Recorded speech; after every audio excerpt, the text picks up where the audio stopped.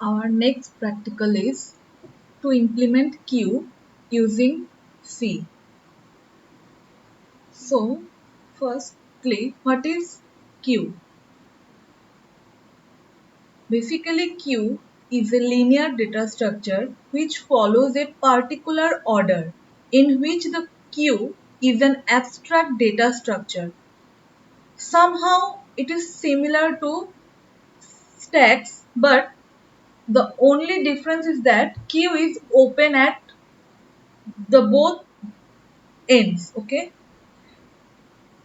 so one end is used for insertion purpose and other end is used for deletion purpose.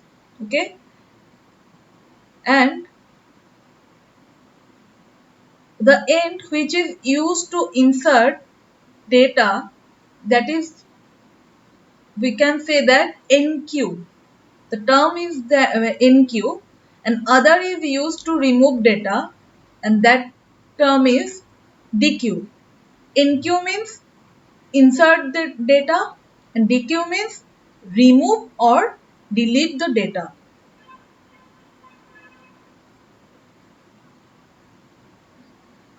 Okay, queue follows FIFO order, that is first in first out.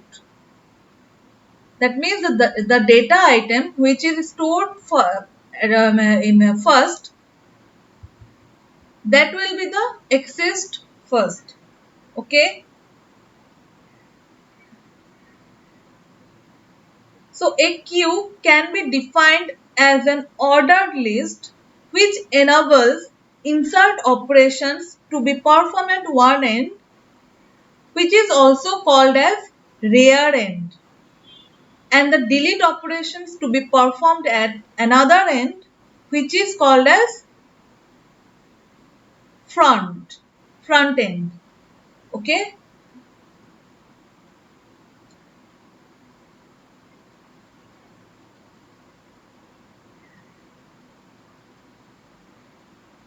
now look at here this is the representation of queue.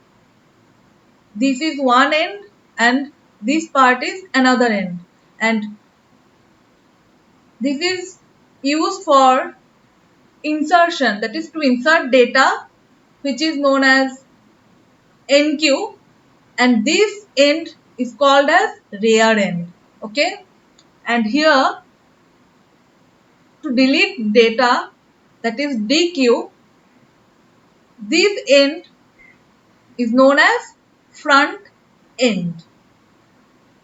Okay,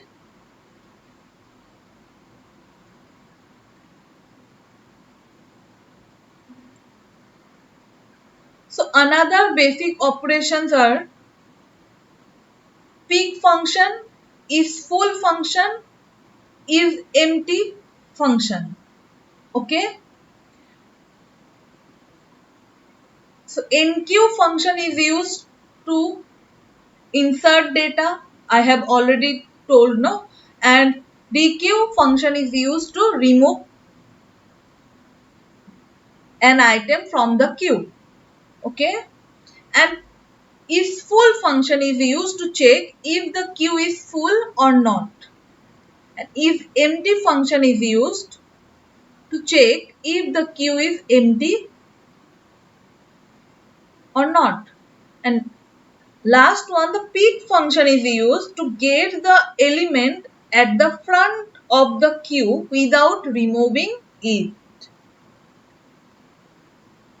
Now, how this enqueue operation performs? Okay, so to enqueue or insert data into a queue, first it checks if the queue is full or not. If the queue is full, that is, it produces overflow error. That means the queue is full, that is overflow. Okay, it produces overflow error or exit. If the queue is not full, then increment the rear pointer to point the next empty space. And in next step, add the data element to that Q location where the rear pointer is pointing, and it returns success. Okay, just look at here. So D is the data element that is to be inserted in the queue.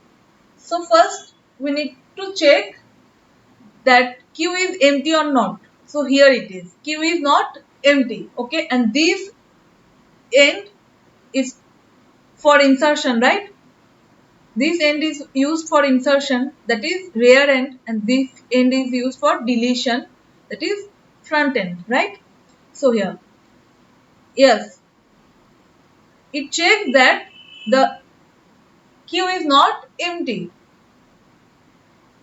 Sorry, queue is not full. Here, space is already here. Okay. So, the data now, what happens? Rear end incremented by 1, it comes to this position. Now, rear end pointing to this empty space, and then the new data element, that is here it is D, which is inserted. Clear? Look at here. This is the algorithm. If the queue is full, it returns overflow. If end if, and if not, then rear incremented by 1. Then this new data is placed to this position. Clear? And now, how uh, how to implement the DQ operation? So to DQ, first it checks if the queue is empty. If queue is empty, then it produces underflow error or an exit. If queue is not empty, that means data where front is pointing, increment that front pointer to point to the next available data element. Now look at here. Here. First, this is rear end, this is front end. Okay. So it is not, this queue is not empty, right? Queue is not empty. That means there is data element is present. So deletion can be performed, right? Now front is incremented by 1. Now it is pointing to this location, this position, and the data element which is here, that means here it is A, data A. So A is removed from this queue. Okay. For example, if we need to remove B, that means front now incremented by 1 position. Okay, incremented by 1 position, that means front now pointing to C. And in this way, B is also removed. Clear? Here. If Q is empty, it returns underflow. And data element, it gives Q front end. Then front is incremented by 1 and it returns true. This is the algorithm. Okay. So now let's come to the programming part. Here. Now one array is declared, initially front 0 and rear -1. Why -1? Because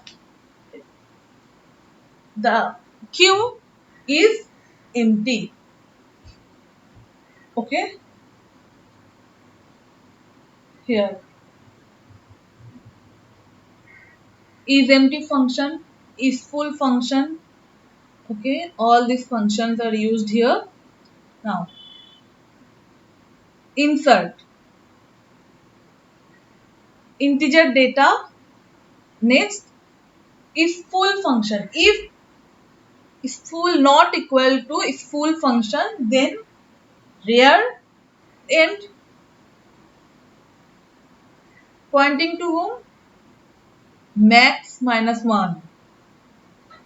Okay.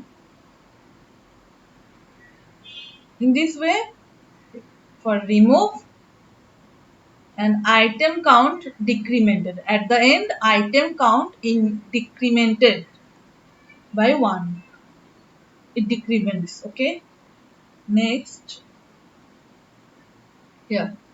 In main function, first insert 5 items and it follows FIFO order. First insert 3, next 5, 9, 1, 12. Okay, here it is in this way. 3, 5, 9, 1, 12. And next again insert 15. So 15 inserted where? After 0. After 12. Okay, 15 comes to this position. Look at here. Okay.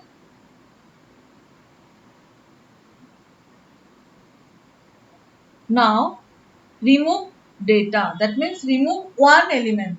So if one data element is removed, that means what is the data element? The data element is 3 because Q follows the first in first order. So 3 is the first element which is inserted in this queue. So 3 is the first element to be removed. Okay, look at here. Now 3 is not present. Again insert 16. 16 comes to which position? This position.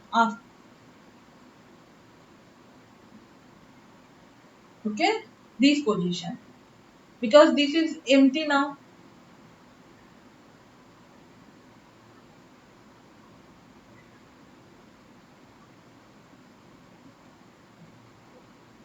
See here? Now let's run this program. Yeah, look at here. Element is removed. 3 element is removed. An element at front, at the end, front in 5. Okay.